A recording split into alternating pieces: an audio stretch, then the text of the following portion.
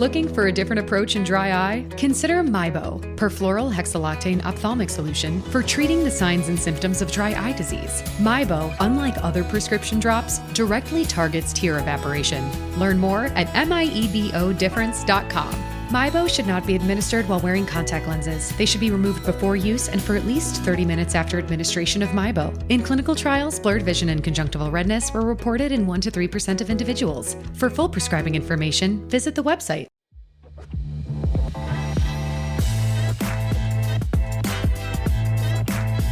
Welcome, everyone, to the Four Eyes podcast, brought to you by Young OD Connect. We give you a clear view into the new grad optometry world across Canada and the US. And we are your hosts. I'm Dr. Amrit Bilku. And I'm Dr. Deepan Kaur.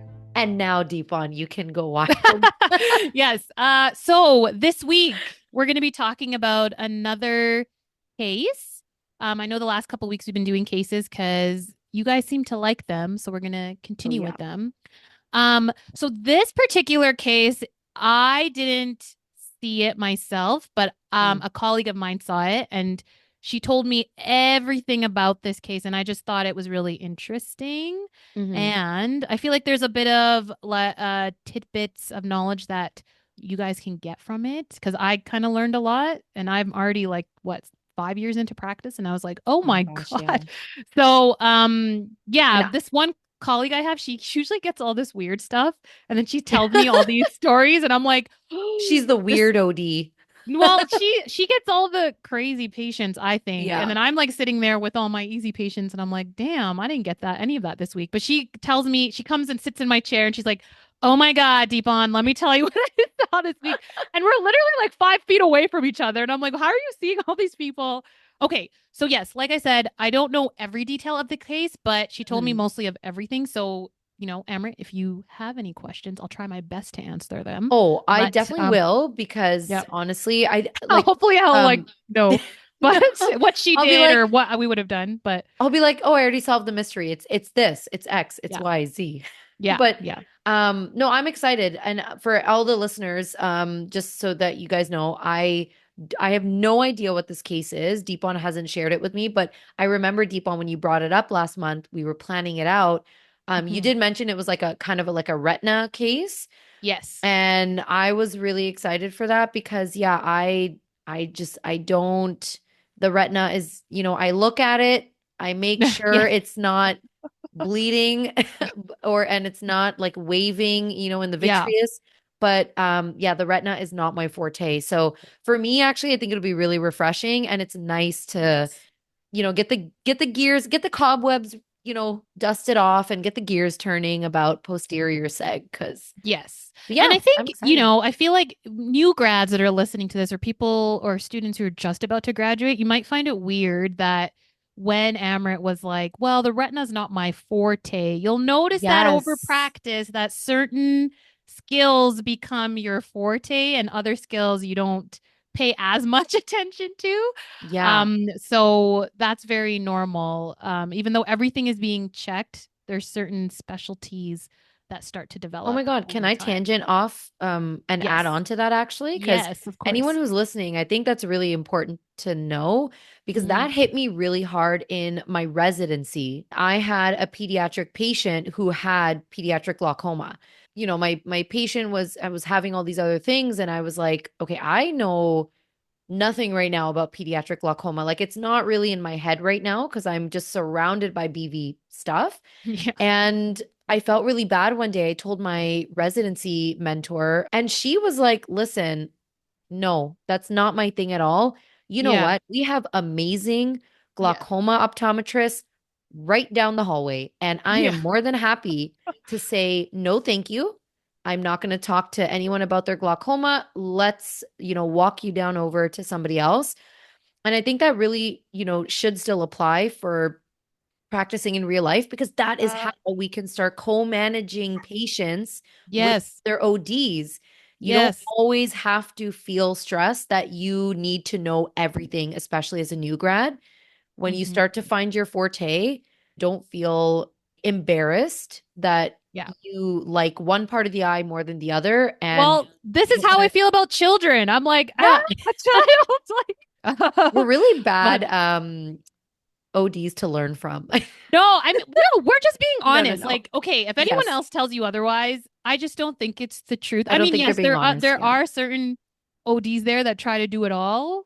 Yeah. Okay, fine. Yeah, but that's tough. We're just That's being tough. honest. Like most of even our colleagues and friends that are optometrists, they have a specialty that they prefer. And some of them like retinal disease and ocular disease. I mean, some of them like vision therapy. Some of them like specialty contacts. It's just normal. The cornea. The cornea. Yes.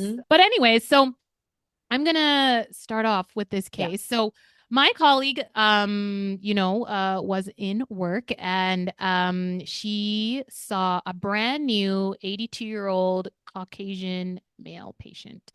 He was in for a full eye exam. His last eye exam was about a year ago at a completely different clinic. And, basic information, he wore progressives full time, no problem. He had no complaints about his vision in general. And he said his vision is very comfortable with his progressives on at distance and up close. And he got his glasses a year ago and he was like, no, there was no concerns, nothing. And he was just only on high blood pressure medications and cholesterol medications only. So my colleague started doing the exam. She checked the VAs, and the VAs in the right eye was 2025 and 2025 minus a letter in the left eye. Okay. Just being very detailed. Yeah. Pressures were really low teens in both eyes, 10 in the right eye, 12 in the left. And his anterior segment findings only showed like a grade 2 nuclear sclerosis in the right and left eye. So no real concerns there. She took optomaps, the pictures, and his posterior segment findings were pretty much unremarkable in the right eye. And his left eye was pretty much unremarkable, but it just showed this one very small pinpoint dot blot heme in between the macula and the superior arcades. Okay. And one maybe heme. Just one heme. Okay. And then his vessels seemed maybe a little bit more tortuous in that left eye compared to his right eye, but she couldn't really tell. Like she was just trying to find really honestly something there. Yeah. I feel like once you like think that it's something, you're just going to keep like digging for stuff. Yeah. And then because you're like, okay, what is this? So interestingly, she actually asked for the previous eye exam chart before he even came in. So those came in for us. Lucky her. Yeah, because that's another thing, folks. That does not happen. Get their previous eye exam results. So I know a lot of patients will come in and they think it's like when they go to their family doctor, they're like, oh, you can see all my past information. No, not for the eye exam, right? So I know a lot of seniors will be like, oh, like, can you see what was done at my last eye exam? I'm like, no, we don't have your previous charts. We're literally starting from scratch here. Yeah. So we're getting everything done. And the best is when they show up and then they tell you, I've been seeing a specialist for 25 years. I've been getting needles in, I don't know which eye. Yes. And I had all these lasers done.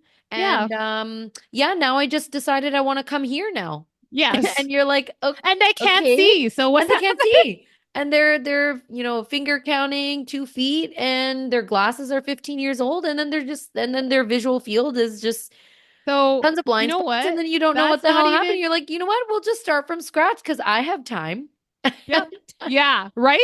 Your story's not even an over exaggeration. That is my, so at my clinic, we have a lot of senior patients. That's like most of them, especially when we get new senior patients. And I'm like, cool. Now we're going to spend an hour and a half on you. And I have 15 more people to see. Yay! So thank God she got the details. She's actually pretty adamant about getting the previous results compared to the other doctors that work at the clinic. So, okay. So she went through the chart before like the previous exam. And she also found in that previous chart that previous doctor also made a note of this one dot blot heme in the left eye, between the macula and the superior arcades.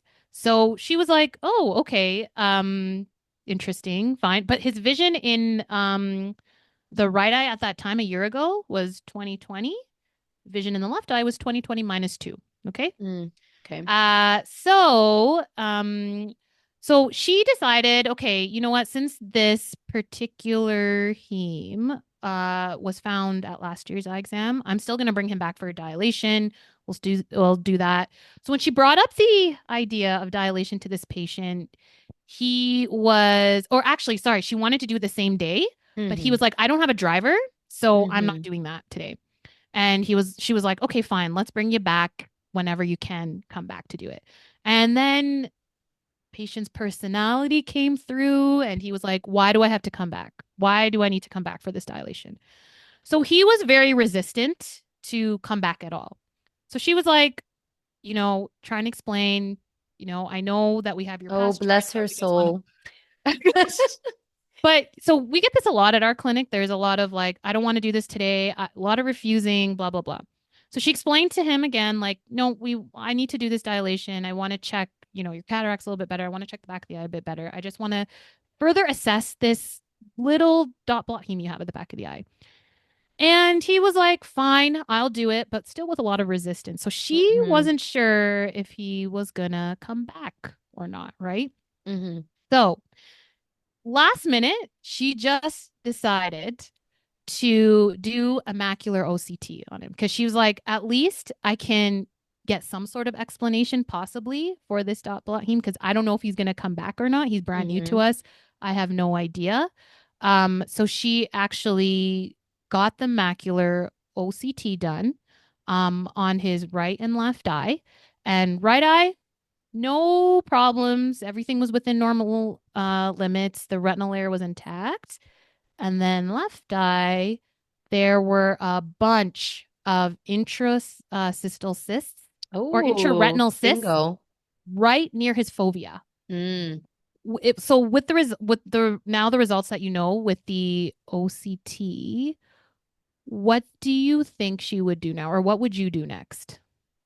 And where was the patient at this point? Like ready to check out, ready to leave, like putting on his jacket. Oh my God. Like, let me just, and he did book for the DFE. Okay. Like he did book for the dilation. Yeah. But you can never trust he was it. like, he was like, fine, if I have to do it, I'll do it. But I don't understand why. My vision is fine. Like I told you, that finding with the dot blot heme in my left eye was found last year. Like, I don't know why I'm coming back. I got dilated last year. I'm fine.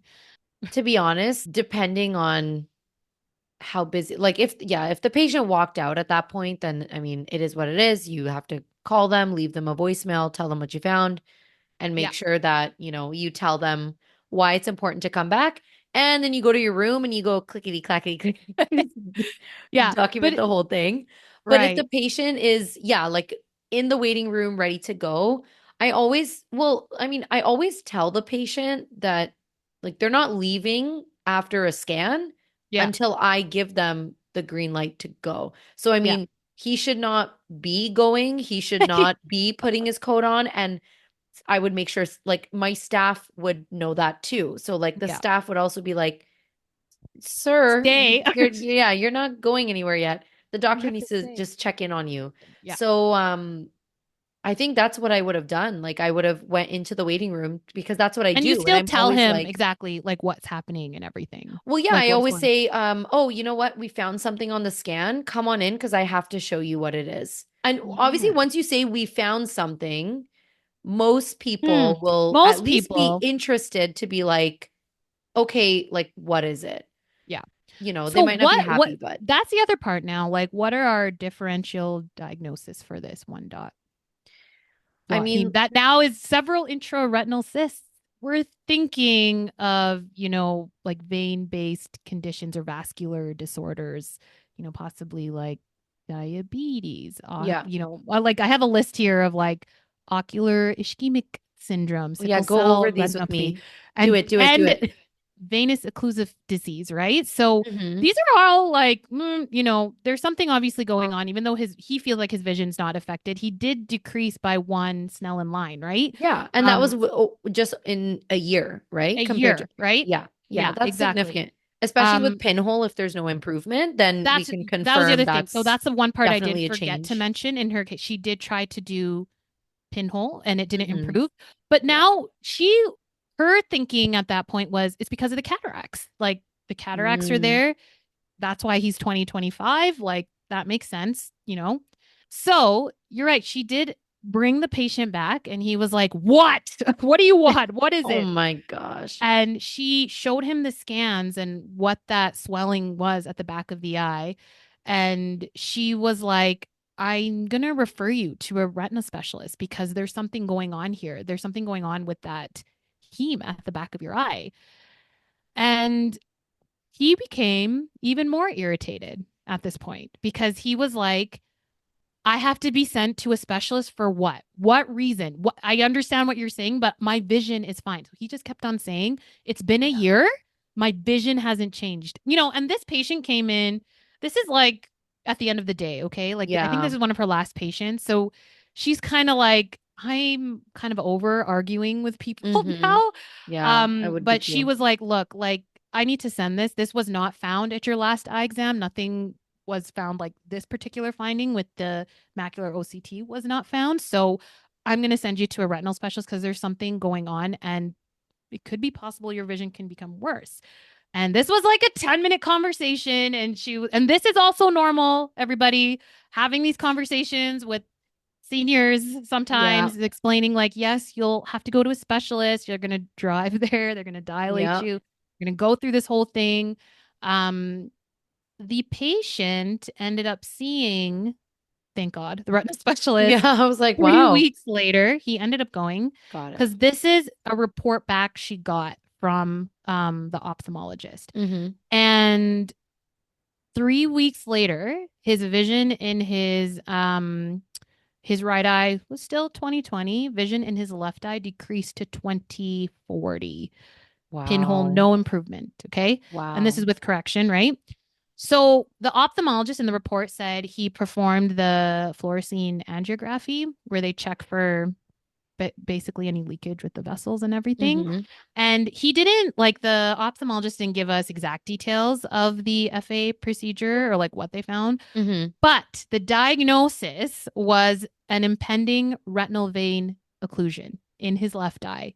Wow. Not only that, the ophthalmologist put in the letter thanking my colleague for sending that referral as quick as she did because he was like, if I didn't see this as quick as I did, his vision would have been way worse. Yeah. Like almost, probably like 20/80, 20/100, whatever. Yeah. So so he got like injections and everything and now he's doing okay. That just what blew my mind. Like this patient was so reluctant with my colleague. This one dot blot heme that was found previous eye exam. I know for me, if I saw that with just how reluctant the patient was being, I'd be like, honestly, I think I would just bring him back for the dilation. I wouldn't even think about the and like OCT. monitor. No. Yeah, me too. I wouldn't even, I'd be like, I'm just going to bring him back in a week or whatever when he can come back. And then we'll take a look at this. Honestly, that's what I would have done. And I don't know what clicked in her mind to do that OCT because that's when she saw that finding.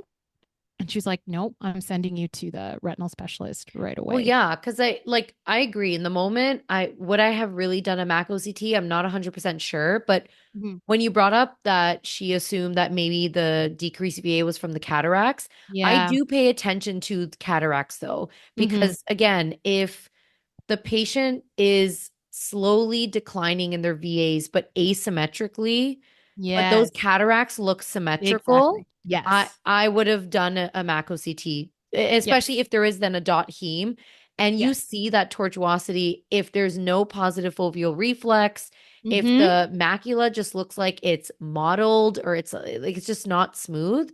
Yes. You know, on the optos, I heavily rely on optos because again, do we. you know, my retinal skills are not that great. But yeah, I always take a look at like even the quality of the macula on the optos per eye. If the quality is looking different, then I really pay attention on slit lamp. And then if those cataracts looked very mild and very symmetrical, I don't know if I really would have blamed the left eye getting worse on the cataract, Yeah. because then Well, the yeah, right eye because would have like, gotten worse too. yeah, and that's because we got the previous results from the Yes, eye exam, right? Because he was 100%. 2025, you know, in both Yep. eyes.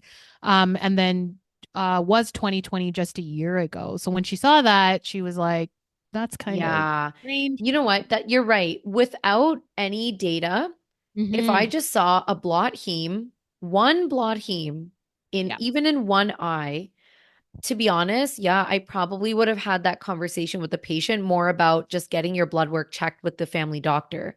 Like just to Yes, be that like, too. check for diabetes, high blood pressure, cholesterol, any clotting disease, whatever.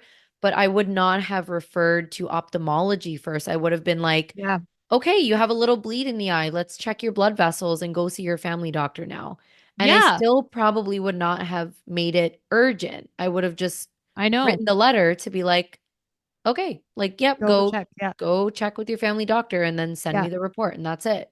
And Yeah. then follow up in like, a month for a DFE And with like imaging again. the other thing is, so say if, again, the patient, she didn't do the macular OCT and yeah, she was like, yeah, the patient can come back for the dilation and say he was going to come back a month later or whatever. Even if his vision decreased in that left eye, he probably wouldn't even notice because he's looking with both eyes and he probably would Yeah. have been like, yeah, Yeah. everything's fine. No, What are you he talking about? wouldn't he And then wouldn't in have that noticed. month, or like maybe he would have came back sooner because his vision just would have obviously significantly decreased at that point. Yeah. He might have been like, oh, now, yeah, I can't see out of my left eye. Do you know why? What's Yeah. going on? And Yeah. then you know, It it's could be just too going to be late a at full that blown point. CRVO at that point, right? So, Wow. and I know you were kind of already talking about this, but like, how do we decide when to monitor or refer our patients that have these random like retinal hemes, even if they're just this one dot blot heme, right? Yeah. You mentioned a couple of them already, but that's why you got to take that thorough case history. You ask about their meds, ask about systemic diseases, any ocular trauma, activities during daily life. Yeah. All of these kind of things are super important. Um, I know with the hustle and bustle of clinic, like sometimes, yeah, you only have like 20, 30 minutes to see your patients. And then you just kind of, when these small findings come up, you're like, yeah, it should be fine. Like I know for me, I'm like, dot blot heme. Yeah. Yeah, But I'd it's be just like, so it's fine. close. Come back in a month and like we'll keep an eye on it. But like you're Yeah. not really going home thinking about it, being like, what could No. it have been? You're just like, I just want to make sure I see you again so it doesn't get worse. Whatever Yes. this is. But Yeah, like that's like the end goal, but we're yes. not like paying attention enough in clinic to be like, okay, let's stop and investigate it like right Yeah. now. Yeah, But I think the main it's thing is true. like now we got to think about when these retinal hemes can, like, they're in a vision threatening area. Like the Mm-hmm. fact that it was near the macula, Yeah. okay. Maybe that it's like, okay, why is this here? If it's something more peripheral, then it's like, okay, come back in a month, we'll Yeah. dilate it, we'll see what's going on. Yeah, if it's close to the macular region or fovea, um, yeah, bring them back sooner, consider taking a further look at that. And then, yeah, think of all your differential diagnosis, Mm-hmm. that those retinal vein occlusions is a big one when you see those hemes by the macular Yeah. region. Well, And I feel that's like, now something in my head if I ever yeah. see that. So Again, I'm it's not curious to just, know for this OD because hmm, like right when she saw the swelling in the macula, she said, I'm going to send you to a retina hmm. OMD. Did she also send immediately to the family doctor though? Like or was it just like does ophthalmology handle contacting the family doctor to like make sure they get blood work or does ophthalmology get the blood work right away and like So this yeah. particular retinal specialist we send to, he handles all the family doctor stuff too. So he'll Okay, let got it. because this one we send to we usually just send, from our clinic we usually just send to one because, well, one clinic in general, because they're ophthalmologists there, they're all retina specialists and they're really good. um Yeah. so they keep up with what the patient needs to do in terms of seeing the family doctor, coming back to Okay. us, and they send their notes back to us. Like what I said, that Mhm. particular ophthalmologist sent a note back to my colleague right away. and told her Yeah. what the diagnosis was, but also was like, thank you so much for being diligent in what you Yeah. did to send this. And my colleague was like, yo, I was not going to do any of this. I just didn't trust my It was a patient to fluke. come It was a back. It was a fluke. fluke. I don't know what I'm She doing. straight up, yeah, no, and that is okay. And I mean, I get it. Yes. Like this patient, yeah, potentially could have lost vision, but she was like, I don't know, man. The angels were watching over me with that because I literally just did it because she just did not trust the patient to come Yeah. back. She's like, I'm going to do this macular OCT now. Which, yeah, good for Um, her because yeah. honestly, I've had conversations with other ODs, with this sort of a topic, but sometimes in patient care, sometimes there's just battles with patients that you just don't want to have anymore. Like it Yes, is, exactly. yeah, being a healthcare professional is a mentally exhausting Oh, yes. job, right? Mhm. Of course. And so when there are patients fighting against you to do what you're asking them to do, at some point, people, sometimes ODs, we throw in the towel and we're just like, okay, Yeah. okay, And, fine. You don't want to do this is, something today? Fine. Just come back another day, please. And then yes, that's document it. true. And this is Yeah. why there's burnout with nurses, family Yeah. doctors, etc. Right. So we all know like healthcare, when in healthcare professionals, they're dealing with people all day. All And we've day. always talked about this on every episode. The vibe is not always great. The Yeah. people are stressful, but you're right. When you have patients day in, day out that don't listen to your Hmm. advice and argue with you with what kind of treatment you're giving them. It's just hard to kind of, you know, Yeah. at that point be like, okay, I'm going to do everything I can for this patient for every single. Hmm. We all know that. And again, that is okay. That's normal. That's Yeah. part of this job. But I think it was just when she told me about this case, it was just a reminder for me that like, oh my gosh, yes, even the smallest, you Investigate. know, findings, especially when it's near the macula, even if like again, she got that last report, the vision did decrease a little bit, look into that and Yeah. try to figure out, okay, what could possibly be going on here? And Honestly, I'm not going to lie. I think actually a huge takeaway that I just took from this case is mhm, I think it would really benefit all of us and our patients if there was more staff training and patient education on the importance of bringing a copy of your most recent eye exam to a new office. Like, yeah. there are so many times that we have these new patients, especially seniors, that have gone through thick and thin and they have had diseases up the wazoo and now they have no idea what the disease is, when they had it, what they're taking. Yep. And now they're just starting from scratch at our clinic. And I say that to them all the time. I'm like, listen, we're just starting from zero. And like, that's not fair to you. It's not fair to your eyes. And then Hmm. it's not fair to my chair time to Hmm. guess what's wrong with you.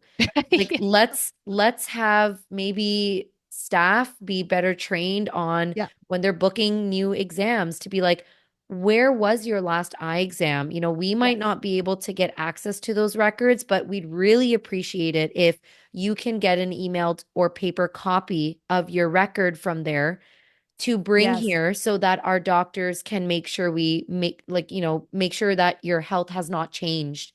And then educating patients on knowing that so that the patients will feel like, oh yeah, like I want to make sure Yeah. And nothing's changed again, because a that lot they of already assume that we yeah, have a lot of access to patients don't everything. realize that we don't have access to their past Yeah. results. So now at our clinic, we try to do that.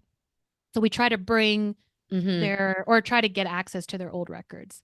It Yeah, just I depends when think their it's last eye smart. exam was. Because honestly, if it was from, it's 2024 now, if the last exam was 2012, Yeah. then Yeah. no, like that's a Irrelevant. irrelevant. But Well, now we're trying to actually, do it. so when you just said like if their file was like 10 years old or 12 years old, it's irrelevant. I actually, you know what? I've learned my lesson. I disagree with that because She's switching. interestingly She's flipping enough, on us yeah, live on the podcast. I'm switching it up. Yeah. I'm doing it. Yeah. Because no, interestingly enough, I have one patient who's in her late 50s. Mhm. Again, brand new patient to our office, and the last eye exam she ever had was 12 years ago. Mhm. Of And course. Yeah, no, and you know, again, 20/20 vision, like no cataracts, nothing. Like she's a healthy person and she's like, yeah, I've never had a problem with my eyes. Her nerves were definitely large. They were thin, maybe about like point 0.7 round, and she had blind spots, more so in one eye than the other, but her eye pressures were pretty normal. So I asked her for a copy of her old records because then I did the whole glaucoma talk. Have you ever done a clicker test before? Maybe, I don't know. When's your last eye exam? 12 years ago. Okay, well, you know what? Let's get a copy of that exam because I just want to see, you know, what's going on. That OD graded her optic nerves, her CD ratios as Point what? 0.2. 0.2 in both eyes. Oh, wait. Oh my God. 0.2 in both eyes, no visual field defects. She was seen by that doctor annually. So I got the last two reports from 12 and 13 years ago, Oh my 0.2 God. round. And I looked at her nerves again and I said, Amrit, come on, don't get this wrong. Don't get this wrong. I'm staring at it. I'm like, it is 0.7. And then I referred to ophthalmology. They assessed her and yeah, normal tension glaucoma. So you know what? Even if that report is 10 years old or 20, just take it. Just take it and like use it. You have to compare. 0.2. Great point It's a two. 0.2. I was like, no way. No way, 0.2. But yeah, because it was You know what? consistent Sometimes every I time. don't. Yeah, you know what? I've seen that a couple times when you look at past charts from previous doctors and you're like 0.3 and you're like, these are 0.8 nerves. Am I an idiot? True. And you're just like, all right, let me just recheck this. You just got the baton passed to you. Congratulations. You have to have that conversation with them now. I know. And you're just Not like, fun. wait, what? It's not But fun. yeah, no, maybe you're right. Like it doesn't, you know what? More information is good information, right? So yes, you do have to analyze it, but it's just, again, just taking better care of your patient. And you're right. Like the couple important things from this case again is investigate if you're not 100% sure, especially anything near the macula, and getting past results. Because yeah, if she didn't have that past chart, I don't know if she would. Yeah, done the same thing. No, she would because she didn't trust the patient. But for me, I wouldn't, if I didn't have those results, or even if I did, I think I'd still bring him back for that dilation like a week or a month later or whatever, because I was like, yeah, his vision seems to be fine. Like I don't know. So, and just a huge learning thing for me. Like I had to humble myself and I was like, okay. Yeah. I would have to definitely as well. be a better doctor tomorrow. And that's why it's good to share cases too, just like what we're doing with this, our series of case reflections and everything, because we want to share our experiences and, make you guys better doctors and us better doctors. 100%. Yeah. Thanks, Yvonne, for sharing that. That honestly, that was like a wake up call for me too. I definitely need to pay attention to the retina a bit more. And we will try our best to bring up more. I think we mentioned it in the past. It's so difficult to pinpoint cases now, practicing 5 years out, because it's practicing in clinic is almost like a rinse and repeat situation. And even if we see unique cases, we're just so busy in our heads that we're just like, okay, that was cool. Now moving on. Go to the next one. We don't dwell on them as much anymore because like our fascination, I guess, is fading. Come desensitized to what literally it's fading. And but yeah, I think it's fun because it brings it back. It brings it back for us, like how we used to feel even back in the day. Yeah. Like, well, no, when my colleague told me this case, I got all giddy inside and I was like, oh my God, tell me more. She's like, oh my God, I'm going to tell you more about this part and this. So no, she always brings excitement to my days. And I'm hoping one day I can give her a case back like that. But yeah, hopefully you guys enjoyed it. And then, all right. Thanks for listening to Four Eyes, the podcast series brought to you by Young OD Connect. Be sure to subscribe and follow us on Instagram or YouTube at 4EyesOffTom for more content. We'll see you guys next time. Bye.